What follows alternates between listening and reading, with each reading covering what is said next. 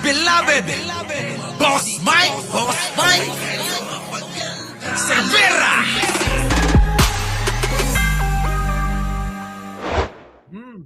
Sabi ng Pangulo na malapit nang mabuo ang Independent Commission na sisiyasat sa mga anomalya sa flood control projects ng gobyerno. Tanong sa kanya kanina, kasama ba sa komisyon si Baguio City Mayor Benjamin Magalong? Nako! Nakatutok si Jonathan Andal. Teka muna, mukhang naging mag-best friend na si Magalong at saka si Pangulo, ano? Ha? Kaya ba hindi na binabanatan ng mga grupo ni Libayan itong si Pangulo, ano? Mukhang tumahimik na bigla yung mga kampo ni ni Libayan, ano? Ha? Oh, okay na 'yan. Napahiya sila siguro mga kababayan nung pinuri-puri ni Magalong no. Mga kababayan ko. Oh, kumpurihin naman ni Magalong si Pangulo, talaga namang wagas din ano. Siguro mga kababayan nakita nila. Nako. Si Idol Magalong pinuri na ng pinuri si Pangulong Bongbong Marcos. Tapos babanatan pa ba natin 'yan? Nako. Wag na. Baka mamaya si Mike Cervera i-report tayo na mga bataan tayo ni Magalong. Oo, tapos binabanatan natin, no? Tigil na tayo. Yung grupo na yung mga kababayan meron pa dyan yung mura ng mura. Akala mo naman talaga hindi naging puta mga kababayan?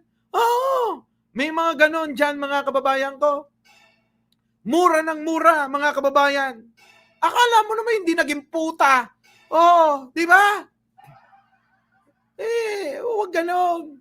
Oo, ngayon, tahimik kayong bigla. Di ba? Tahimik bigla, mga kababayan Oo.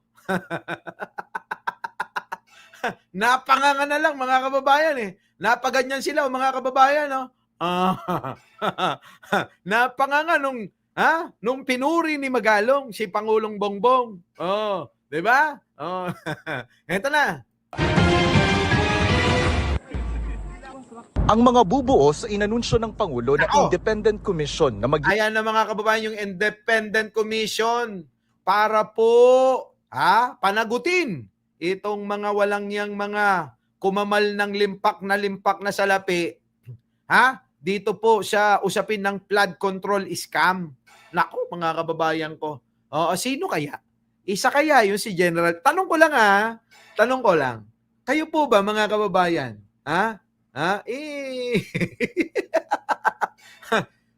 Kayo po, mga kababayan ko. Kasama ba dito si General Torre kaya?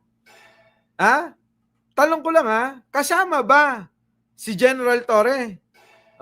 Ngayon, ang tanong kasama rin ba si Magalong? Dahil nabigyan na ng atensyon si Magalong, kaya pumapabor na ba kay Pangulong Bongbong?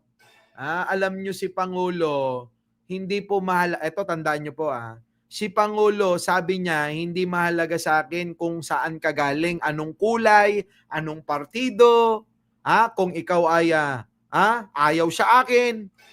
Ang panawagan niya tara, samahan nyo na lang ako at magtulungan tayo. Di po ba ganyan si Pangulo? Sabi din niya sa isang interview ni Ivan Mayrina, kung yang namang mga masasangkot dyan, kahit pa kakampi ko, kung gumagawa ng kalokohan, maghiwalay tayo. Kita nyo, mga kababayan ko, yung katwiran, kay Digong. Pag nangatwiran yun, mga kababayan, anong sasabihin syndicate?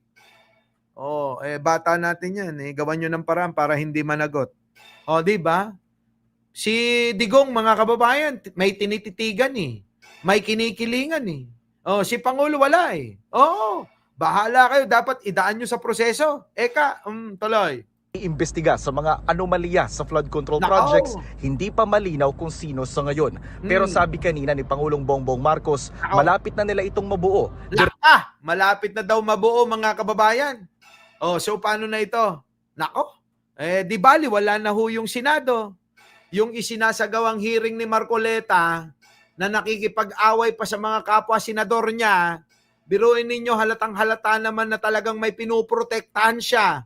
Ito si Marcoleta, di po ba? Biruin nyo, halos ayaw pagsalitain kapag ka nako-corner na. 'Di ba? Lalong-lalo na kapag ka ang na didikdik ay ang mga Duterte.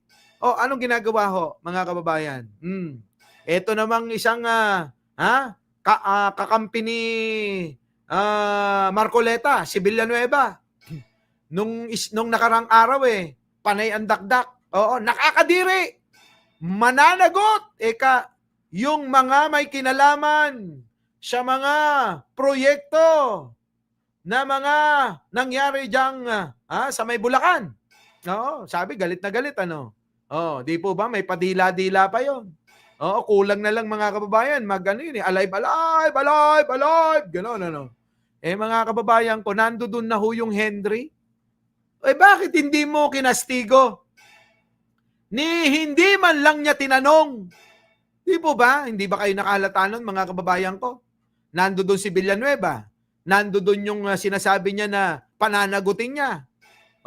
Bakit hindi man lang tinanong ni Joel Villanueva yung pong Henry Alcantara? Hindi nyo napansin? Inaabangan ko yun na magtanong si Villanueva. Paano nga naman? Baka sabihin niya baka sumagot bigla si Villanueva. Sabihin baka sumagot bigla si Alcantara. Sabihin mga kababayan Senator, di ba kayo po may utos? Wala, stick na yan. Kaya hindi na nagtanong. Kasi baka mamaya magkamali ng sagot Sabihan sagutin siya ni sagutin siya ni Alcantara. Sagutin si Alive. Di ba Senator, kayo yung nag-utos nun? Di ba? Kaya hindi nagtanong. Hinayaan na lang. Pero nung wala yon, talagang sa privilege speech niya galit na galit. Lumalabas-labas pa yung mga dila ginagaya yata si Coco Martin eto na si Pangulo. Bahala kayo. Diretsang tanong sa Pangulo, kasama ba rito si Baguio City Mayor Benjamin Magalong na isa sa mga unang nagbulgar ng umunoy korupsyon sa DPWH? Yan. I don't want to talk about until buo na Si Pangulo ayaw sumagot ng diretso. Si Pangulo, mga kababayan, ayaw daw niyang sagutin hanggat hindi pa nabubuo itong independent commission na ito. Itong commission na ito na mag-iimbestiga. Nako mga kababayan, eto na.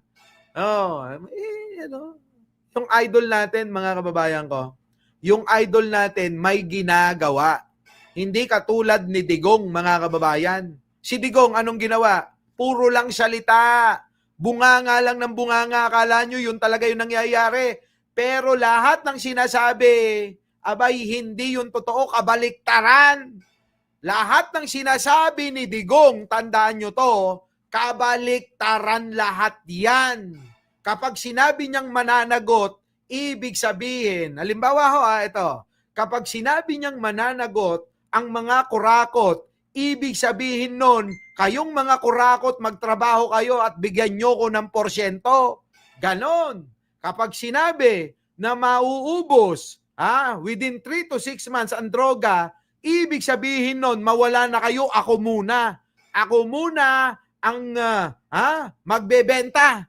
Kasama yung aking mga alipores na sila Michael Yang, at sila Kenneth Dong, at sila Pulong. Ganon di po ba, mga kababayan ko?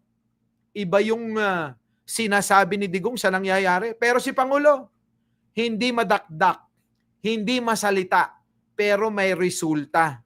May nangyayari, mga kababayan. Di po ba? Hindi pa namin nabubuo yung plano. But we'll talk about it. Malapit na yan. Malapit na yan, Eka. Malapit na yan. Butik na yan, Very soon. Si bagong talagang DPWH Secretary Vince Dizon, wala raw impormasyon dyan. Hindi pa rin daw sila nag-uusap ni Magalong pero malapit daw ito sa kanya nang makatrabaho niya ito noong pandemya sa COVID response. Ako po personally, ay napaka-welcome na development po niya kung totoo. Kasi po, at the forefront si Mayor Magalong, nito hindi lamang ngayon, kundi matagal nang nagsasalita. So, hindi ko po alam. Ako po ay hindi privy dyan. Magkasama Nako. kanina sina Dizon at ang Pangulo sa Subic, Zambales. Nako, kita nyo mga kababayan, meron na naman bagong proyekto ho. Hindi ho natin nalalaman ito eh. Ito ho mga kababayan, nalalaman na natin tapos na. Ito naman ang pagkakaiba uli kay Digong. Si Digong mga kababayan, wala pa yung poste, wala pa yung materyales, pinagyayabang na. Ito ho mga kababayan, nagugulat ako eh. Biruin ninyo, meron na naman bagong napakalaking proyekto. Diyan po sa Subic, Zambales, mga kababayan. SBMA ba to? Pakinggan nyo. Dyan. Magkasama kanina sina Dizon at ang Pangulo sa Subic, Zambales Sa Subic, Zambales, mga kababayan, ano yung meron? para pasinayaan ang pagbubukas doon na ngayon pinakamalaking pagawaan ng barko sa Pilipinas. Kita nyo, pinakamalaking pagawaan ng barko. Sa Pilipinas. Naku, mga kababayan, Ang Korean company na Hyundai Heavy Industry Philippines Incorporated. Hyundai, Korea yan, mga kababayan. Hyundai Korea, hindi China. Korea po ito, mga kababayan, pinakamalaking pagawaan ng barko sa Pilipinas. Eto na. We will begin reclaiming our rightful place among the world's great shipbuilding nations. Yan po mga kababayan, yung gusto nilang palitan ni Sara. Sasapalaran nyo pa ba? Mga kababayan ko? Tignan nyo ang Pangulo. Di ba?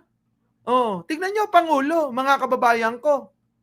Andyan, sa kabila ng samot-saring mga nangyayari ngayon, yung mga politiko, yung mga kongresista, ayun, nagpapasikatan sila sa sarili nilang gawa. Yung mga senador, ayun, kulang na lang mga kababayan, magpasikatan na sila ng mga wig nila. Di ba? Ewan ko mga kababayan kung ano nga mga iniisip ng mga politikon to. Yung mga senador, si Chis Escudero, tahimik. Si Villanueva, ayun, mukhang tangaron, mukhang tukmol. Si Marcoleta naman, grandstanding, ayaw magpatalo din nung isang nagpapa-grandstanding din. Si Tulpo, At syempre, merong bagong action ngayon. Si Erap, Erap, Jinggoy Estrada, mga kababayan, ayaw din magpatinag.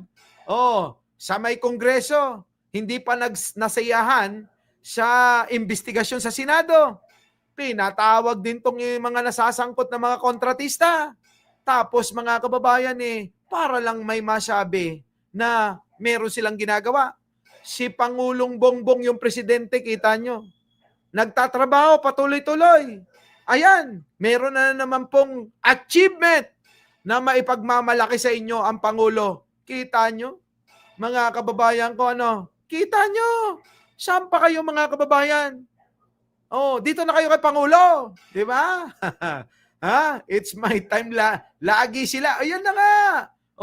Walang pakialam si Pangulo dyan. Bahala kayo magrambulan. Bakit? Anong silbi ng pag-iimbestiga nyo sa Senado? Sa Kongreso? Anong silbi niyan? Bumuo na nga ng independent body itong si Pangulong Bongbong para mag-imbestiga dyan. Bakit nyo iimbestigahan ko na manan? Sabi ko na naman uli, itong mga politiko nag-iimbestiga, sila nga yung mga suspect. Paano naman yun? Kayo yung suspect, tapos kayo mag-iimbestiga? Ninayo ko na manan. Our beloved Boss Mike